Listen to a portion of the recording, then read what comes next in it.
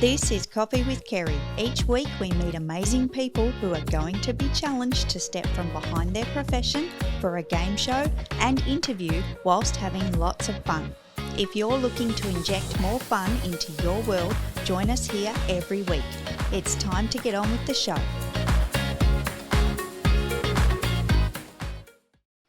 Welcome to Coffee with Kerry, another episode and another amazing guest. I am so excited for today's recording. We have with us John Pyka from Back of the Cereal Box. Welcome to the show, Johnny. Hey there, friends and foes. This is John Pyka. You can call me Johnny.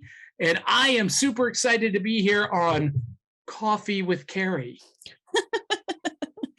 Oh my God, Johnny, that's so awesome. That's fantastic. That's a clip in itself. Let's be honest. That'll take us through all the socials, and that's a great way to kick it off. So I appreciate that so much. And it's so good to have you here. I think this is going to be awesome. We've got lots to get through. So I hope you're strapped in. Are you ready? I was born ready. Awesome. First round. The first round is actually the mug shot. So I see that you've brought your mug. Hold that up for the camera. Awesome. Oh, Miss Saigon. I like it. The heat is on in Saigon. And it gets hotter than hell. Awesome. Awesome. Now, John, what does this mug mean to you? Well, I've been an entertainer all my life, stage performer. I've done Broadway and Broadway tours. And this Miss Saigon mug was actually the very first Broadway show mug that was ever given to me as a gift. Ah, I see. So, and it was also the one closest on the shelf. Just happened to be handy. That's good. That's good. And what's inside your mug, Johnny? Do you mind me asking?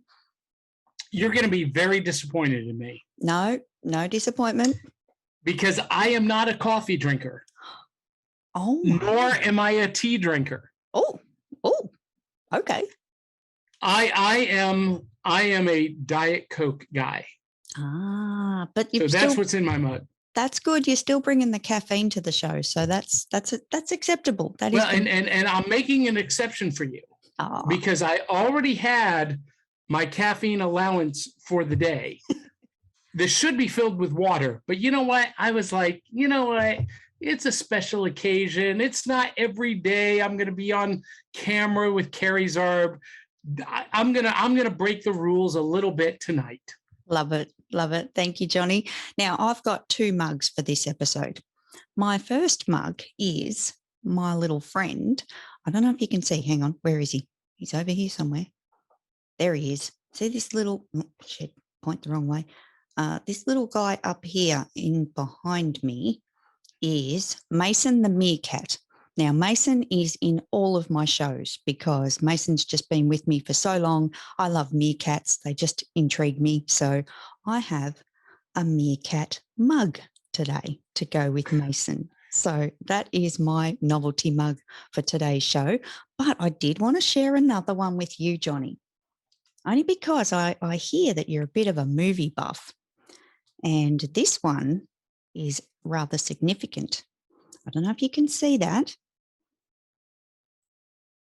Can you see I it? love that. Isn't it great? Yes. Do you know what it is? Yes, it's Back to the Future, 1985. According to my listeners, It is the number three best movie of the 1980s. Number 3. Ooh. Mm-hmm. And was that a particular, like, which one was it that they rated, or was it just all of them? Well, it was the first one. Yep. That's the classic. Let's be honest. So I love all three of them. Yeah. Back to the Future is one of my all-time favorite movie franchises, behind Star Wars and Indiana Jones. Definitely. So, Johnny, can we do a cheers with our mugs to the screen, please? Cheers. Where is it? There it is. There it is. Awesome. Great job. Great job with the mugs. We are going to move into the next round. Okay. Round 2 is 5 fun facts about Johnny. Now, you might see some numbers behind me on a board. You need to select 5 numbers between 1 and 20, and that will reveal today's mystery questions so that we can get to know Johnny. We'll do 2. We will do, I'm doing 5. Yep. We'll do 20. 20. Yep. 18. Yep. 5. And my all-time favorite number, 8.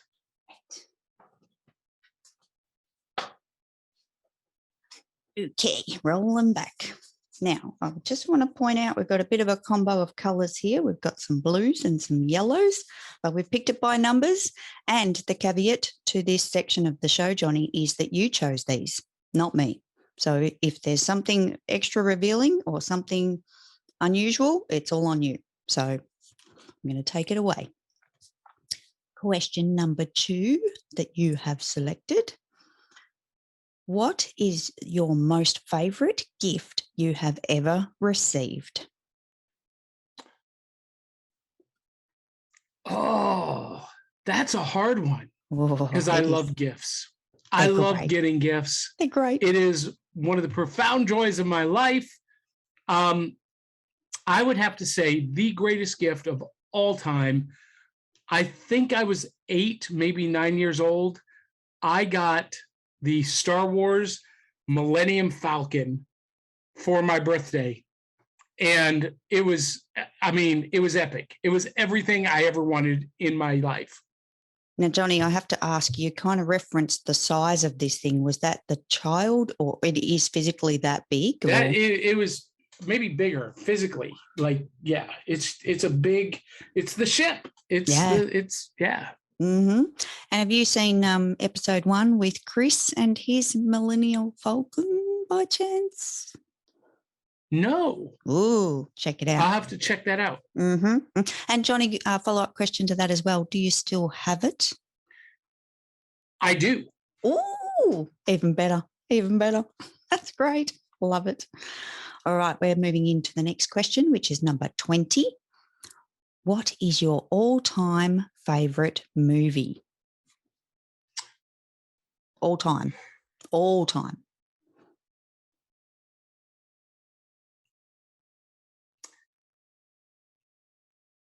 I have to think about this. Mm-hmm. Would you like some thinking music? I'm going to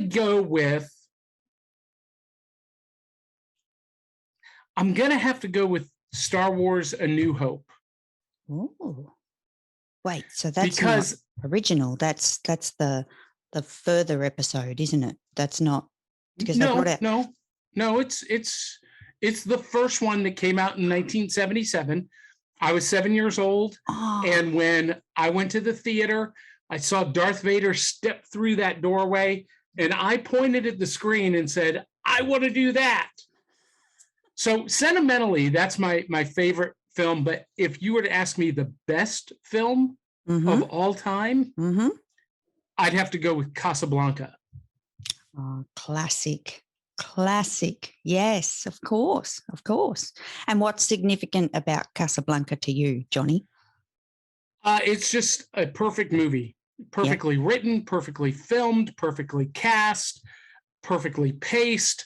They don't write dialogue like that anymore. It's just, it is the quintessential film. That's it. Top of your list. And how often do you get to watch that? I watch it probably about twice a year. Yep. Good. It's on regular rotation. Yeah. Very good. Just as you feel like you're missing it, you're bringing it back. I love it. Okay, next question, number 18 that you have selected. What makes you laugh the most? What makes me laugh the most? And I'll offer again the thinking music, but you do not have to take it. I think what makes me laugh the most is being around other people who are laughing. Mm-hmm. Mm-hmm. There are very few things that make me laugh out loud, but seeing other people react to things that are very funny, I find very, very joyful, very funny, and that will make me laugh. Mm-hmm. Contagious. It's very contagious, right? Yeah, absolutely. Absolutely. Yeah. Especially when my son is laughing. To see just he's got such a weird sense of humor to begin with. And, when we see our kids laughing, there's just something special about that. I don't know why. Yeah. No, I agree. Kids laughing is the best. It's the best. It really is. And the most contagious. I agree. All right. Next question, number 5. Are you more of an introvert or an extrovert?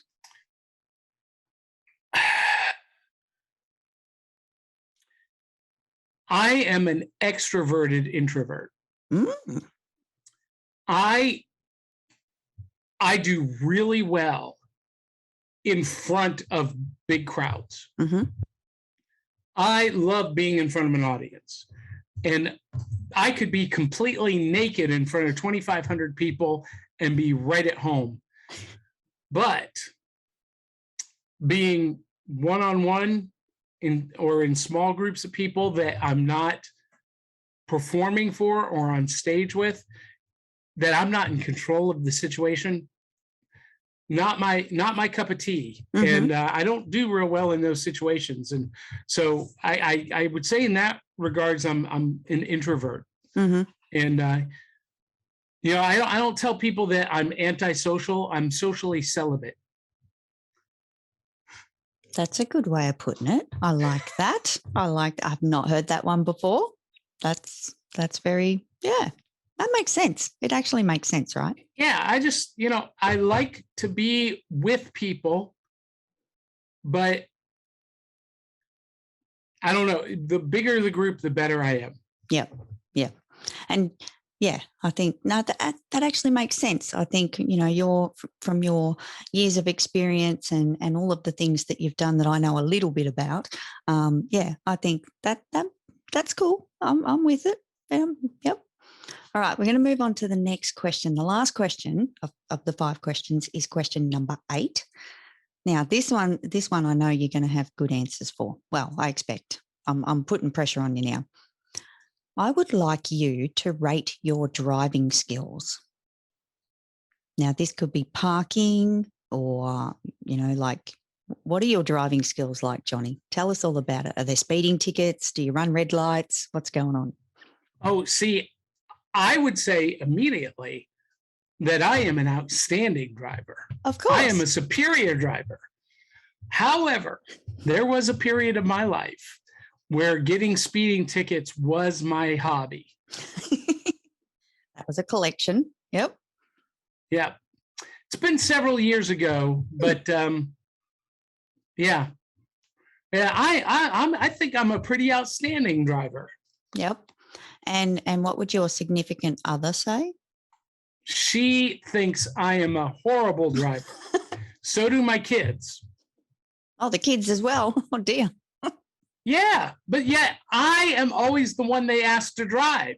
Well, Dad's driving.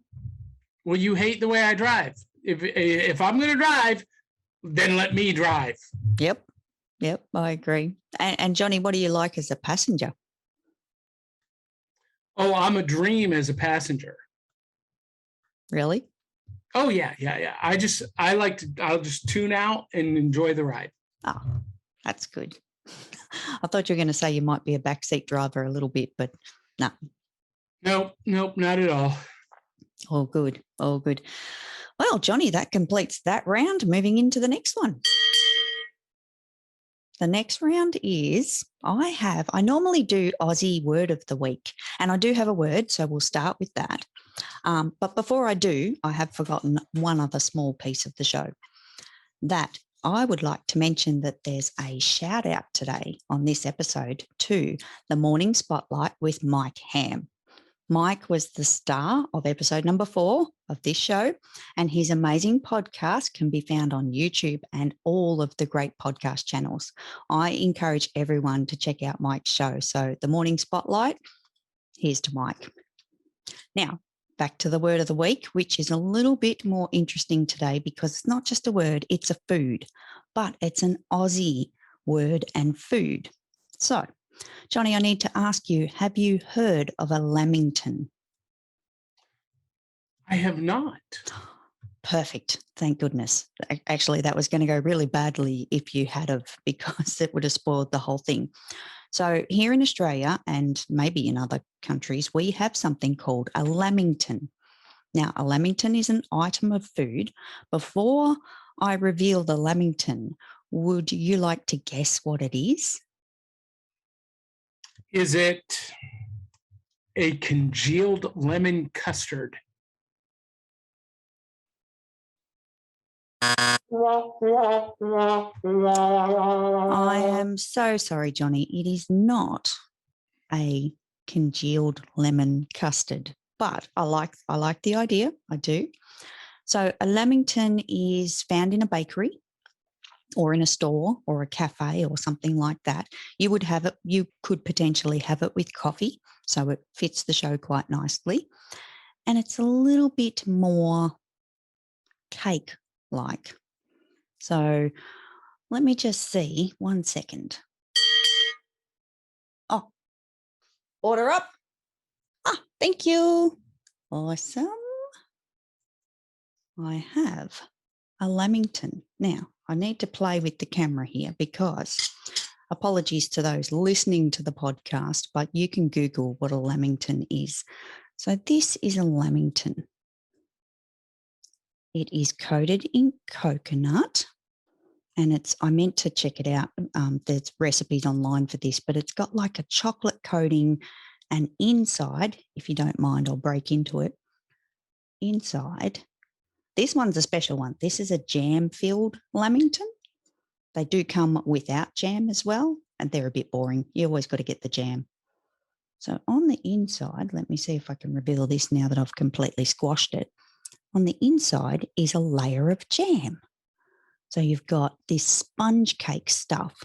Then you've got a layer of jam, another layer of sponge cake coated in some kind of chocolate icing type of thing with coconut. What do you reckon? That looks fantastic. It's not bad. But there's no lemon. No lemon, sorry. No but lemon. It's a Lamington. Lamington, yes. So very close. Now I see where you were getting the lemon from. That makes sense.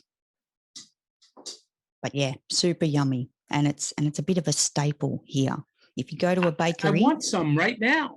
I would post you some. I don't know if it's going to make it. I think the use by date's about a week, like at best, So post from Australia to the US, I think it's going to take at least 10 days. It might be a little bit slimy by the time it gets there, if I'm honest.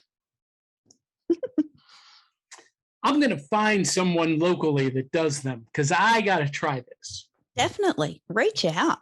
Yeah, check out your local. Do you guys have bakeries or are they just in stores? Oh, yeah. Yeah. Cool. Yeah, Nashville is a very cosmopolitan, world eclectic center. So there's someone here that does them. And if not, someone might know about it and can possibly lead you in the right direction for it because it's a must-have. It's really, really nice. If you like coconut and you like cake, definitely needs the jam. It's not the same without the jam. Well, chocolate and coconut are like two staples of my life. Exactly. I agree. All right, Johnny, now before we move into the next segment, is there a word or a food or something that you can think of on the fly here that I might not know about, something in your world, in your neck of the woods, that little Aussie Kerry from down under will just be no idea? And again, would you like some thinking music? Have you ever had shrimp and grits? Shrimp. So they're those little curled up little fish looking things, right? Grits. I'm not familiar with grits. What's grits? Are corn hominy.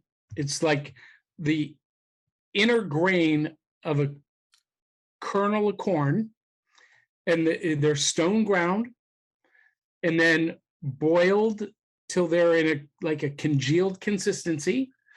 And you add butter and salt. And in some cases in the South, you would add cheese. And then the shrimp is, cooked in a roux with spices and andouille sausage and peppers and onions. And then you serve it over the cheese grits. It's kind of like the Cajun Southern Louisiana Deep South version of like kung pao chicken served over white rice. That's the closest thing I can compare it to. So Chinese food, but it's American Southern shrimp and grits. Shrimp and grits, right? So I think grits, and I think it's all crumbly. Is it crumbly? It can be, yeah. Okay, but not dry. Not dry. It's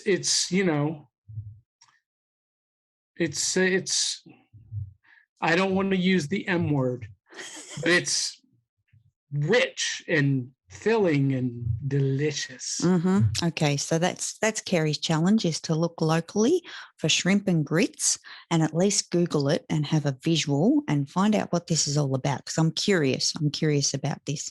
It does sound very interesting. So I think I need to get across the grits part of it at the very least. So thank you, Johnny. I've got a new challenge. Awesome.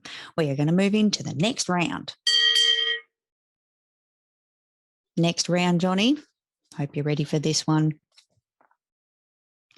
Survivor Challenge. Coffee with Kerry. Oh. Survivor Challenge. Now, Johnny, have you seen the show at all? Have you watched any of the show by chance? I've been a bad guest. Mate, there's only so many eyes and ears available in this world. And let's be honest, they're very consumed. There's so much going on. So we'll get to that. I have just entrusted myself to you, my pocket friend, Kerry. Oh, pocket friends. Yay. Yes, definitely. All right. So let me explain Survivor Challenge. And it's great that you don't know this, by the way. So Survivor Challenge is you need to choose 3 celebrities, and they can be by their official names, their character names, however you want to play this, because you are being landed on a deserted island forever.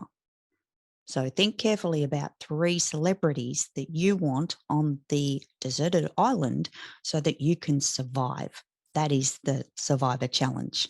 So again, movie characters, any kind of celebrity. It could even be a comic cartoon character. However you want to play this, Johnny, it is all yours.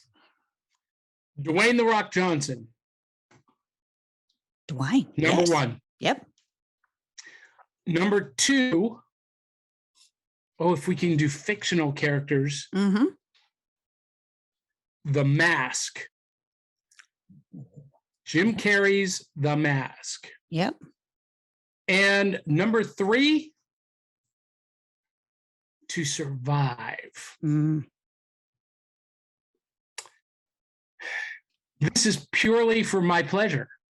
Sure. Halle Berry. Halle Berry. Okay. All right. So you've got your 3 answers, locking it in. No changes to that. You sure? You're positive? Yeah. Okay. So tell me, what is Dwayne "The Rock" Johnson going to bring to your island? Why did you pick him?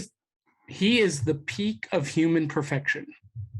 This is a guy who can do and has done everything. He's the kind of person that says, when I'm going to do something, he does it, and he does it exactly the way he said he's going to do it. Mm-hmm. He's an incredible human specimen. He's smart, he's strong, and he's uber talented. So even if he can't save us, he can at least entertain us. Very good. Very good. Okay. Done. And The Mask. Why Jim Carrey The Mask? Well, because I could have picked any superhero, but Jim Carrey, the mask that he wears gives him the ability to do anything. He can have any superpower he wants. That's true. It's not only limited by his imagination. Mm-hmm. So if I want Superman, I got Superman. If I want the Flash, I've got the Flash. If I want, whoever you can name, they're all rolled up in one. Everything you need right there. Okay. And Halle Berry, what's Halle bringing? She is bringing the sexy. That's pure selfishness. Yep. Good. Now, follow-up question to all of this, Johnny, is how are these three going to get along, including yourself in this mix? Because you're there forever. Like you're on a deserted island forever. Any kind of thoughts to that? I don't think any of us get along for very long. That's true. I think egos collide and just there's an implosion. Yep. So I didn't say they were good picks, but now one of them by themselves could probably, and if I only had to pick one, it would be Dwayne "The Rock" Johnson. Oh, and see, I thought you were going to go for the mask because of all those powers and no, because he's irritating as hell. He's all powerful, but I mean, who can take that for very long? Yeah, that's it. You might want to think about taking I don't know, some kind of box or a cupboard or something. I mean, that you can he breaks into one verse of "My name is Cupid Pete. I'm the king of the rumba beat," and I'm done. I'm like, okay, once was enough. Two is too many. I love it. That's fantastic. Well, Johnny, I think you've done well. I think you've picked awesome people, and I think you'll survive. I think regardless, you'll work it out. You'll definitely have it all sorted pretty quickly. So, thank you for playing Survivor Challenge. You have survived. Next round, Johnny, I've got an interesting question for you. I want to know who is your favourite, all-time favourite fictional character? And again, would you like some thinking music? Because I'm starting to feel offended that you haven't picked any thinking music. Yeah, go ahead and play some thinking music. I will. Thank you.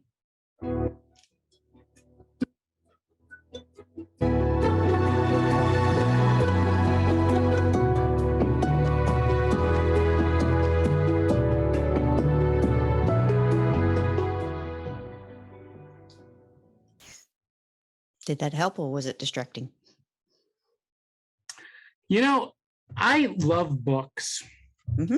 I love reading. I love fiction. And picking one fictional character as my favorite is so difficult. Mm. And every time I think this is the one, I think, well, what about? I'm going to go with a very obscure pick. Okay. And I would almost guarantee nobody else you've ever had on the show would pick this character. Good. Original. Love it. I am going to pick the character of Danny from the Roald Dahl novel, Danny, Champion of the World. Okay, you're going to have to elaborate for me because I don't know it. Don't hate me right now. Don't hate me. No, that's okay. It's one of his more obscure works. Danny and his father. It's semi-autobiographical for Roald Dahl's life. Danny and his father live in a gypsy caravan, and they survive by poaching pheasants. And Danny comes up with this method to put the pheasants to sleep. So they just drop to the ground, and he, as his father, can just go along and scoop them up, and they poach enough pheasants to eat for a year. Whoa. in one night. And Danny was just, he related to me in a lot of ways. It was the first book I ever read as a child. I still have it. It's on my bookshelf downstairs. And I related to him in a lot of ways because, you know, he and his father didn't have a lot, but he was able to use his wits and his talent to create something out of nothing. And that resonates in a big way with me. Awesome. Yeah. I'm going to have to look this one up. Like, honestly, I feel like I'm getting a lot of homework out of this episode, but that's a good thing. That's a good thing. Thank you. And thank you for sharing that. And definitely, I don't think anyone else is ever going to bring that to the show, by the way. So you will take the you will take the title out on that one. So it's good. It's good. Next round. Johnny, tell us about your podcast and question on the plural. Is there one or more? I'm curious to know. So Back of the Cereal Box is the flagship podcast on the Back of the Cereal Box network. Mm-hmm. We launched this in November. It's my 5th podcast. Right. So I've done several previously, but I was in the hospital getting over COVID. I learned how to survive COVID-19 the hard way. I got it. I was hospitalized, and I'm alone in the hospital, and I'm thinking about my career as an entertainer, as a storyteller, actor, singer, magician, and podcaster for 30 years. And, you know, I'm like, you know, I have entertained millions of complete strangers for 30 years at the expense of family and friends. Oh. And I made a promise to myself that I wasn't going to do that anymore, and that I was going to make a pivot away from being on stage and focus on writing and art and podcasting. Mm-hmm. But what podcast to focus on? I had been doing a podcast for about 10 years called the Diesel Punk Podcast, which was just focused on that genre of that literary genre of diesel punk. And it was successful, very successful. But I'd been doing it for 10 years. And so I'm like, what can I do that combines like all of my past work into one, but I can do it so that I'm at home and I'm not away from home and taking up time away from my family. Mm-hmm. And I was talking with some people, and we had done an episode of a previous podcast called Comic Extravaganza. And we had done an episode, and when I say we, me and my co-host, Dee Barty, Mm-hmm. we had done an episode where we were doing cereal taste test. Ah. And it was our most watched episode. Mm-hmm. And so I was talking with a mentor of mine named Jason Swank, who some of your listeners will know his name. He's the founder and host of Rebel Force Radio, Mm-hmm. one of the top 5 biggest podcasts on the net. And we were talking, and I said, you know, I have this idea to do something with breakfast cereal because it was fun, and I want to emphasize the fun. And he came up with the title, Back of the Cereal Box, because, you know, he and I were both of an age where we didn't have iPhones or tablets at the breakfast table. Mm. We were reading the Back of the Cereal Box on Saturday morning. So that was like my gateway, my portal to all of the things I love. Mm-hmm. Comics and toys and cartoons and board games and even music. And so it became a natural. And so we launched Back of the Cereal Box in November 2020 Mm-hmm. as a video podcast on YouTube and Facebook, and with an audio complimentary podcast. And shortly after we launched, people who were guests on the show would come back to me and say, hey, would you be interested in XYZ on your channel? And they would pitch me a show idea. that was, in brand. And I was like, well, that would be great. Because it was like topics that we cover on the show. But on Saturday morning, we just have, the hit and run kind of format. And these would be spin-off shows that take a deeper dive. So on our Back of the Cereal Box channel, we've got the flagship show, Back of the Cereal Box, and then we've got the Ice Cream Queens, and they are a midnight snack of horror and gothic flavored pop culture. And whereas we eat breakfast cereal Saturday morning, they eat ice cream and drink wine. Ooh. Yeah, and they talk about horror movies and horror books and the horror genre in pop culture. And then Kelly Getner does a Wednesday night show called Back Issue Breakfast Club.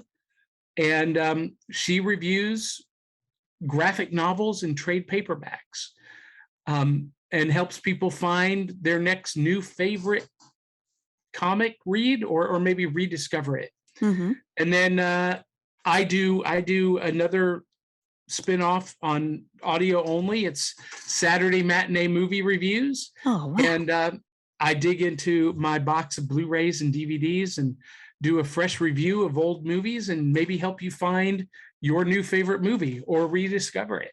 But the overarching thing, and on Saturday mornings, by the way, it's live, it's interactive with the audience. We do it in our pajamas with big bowls of cereal. Yes. And the audience gets to interact with us. And it's just all about having fun. And that's the overarching theme of the entire project, is recapturing the fun of our youth while forging adventures in adulthood.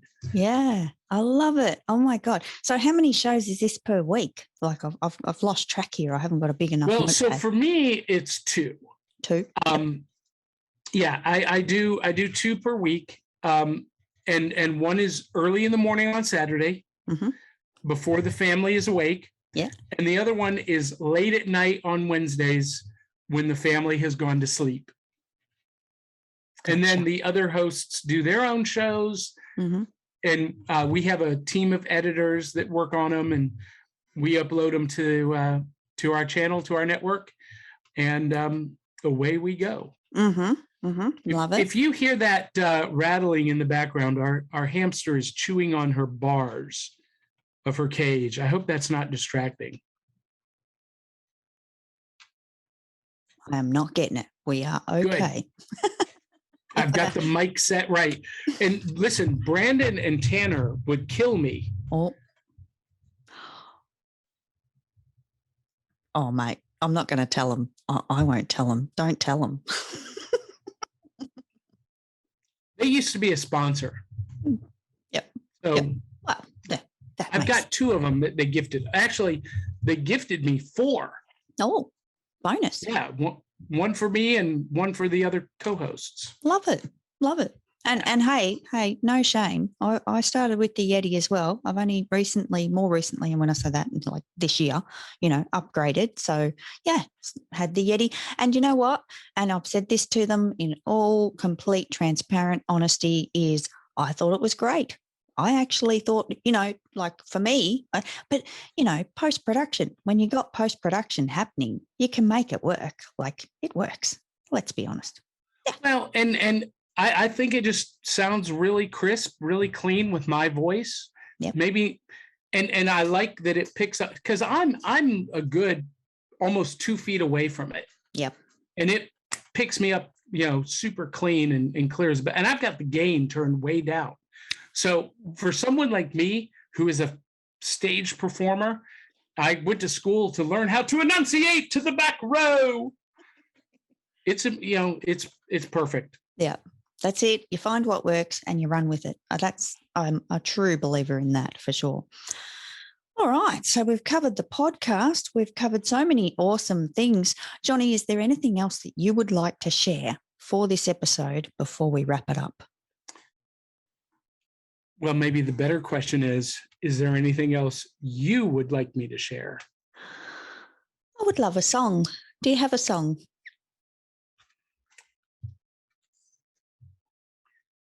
I never seen a diamond in the flesh. I cut my teeth on wedding rings in the movies. I'm not proud of my address in a torn up town. No post could envy, but everybody's like gold teeth, gray goose, tripping in the bathroom, bloodstains, ball gowns, trash in the hotel room. We don't care. We're driving Cadillacs in our dreams, and everybody's like Mayball, Crystal, diamonds on your gold piece, jet planes, islands, tigers on a gold leash. We don't care.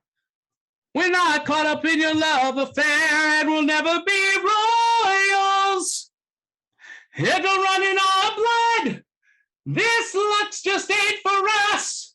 We crave a different kind of buzz. Let me be your ruler. You can call me Queen Bee, and baby, I'll rule. Let me live that fantasy. Amazing, amazing. Hang on, I've got a button for that. I really do.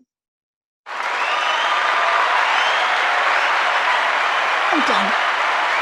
Well done. Oh my God, Johnny, you know how to bring it. Holy crap. Jesus. So I got something very special just for you, Kerry. Oh, yes, please.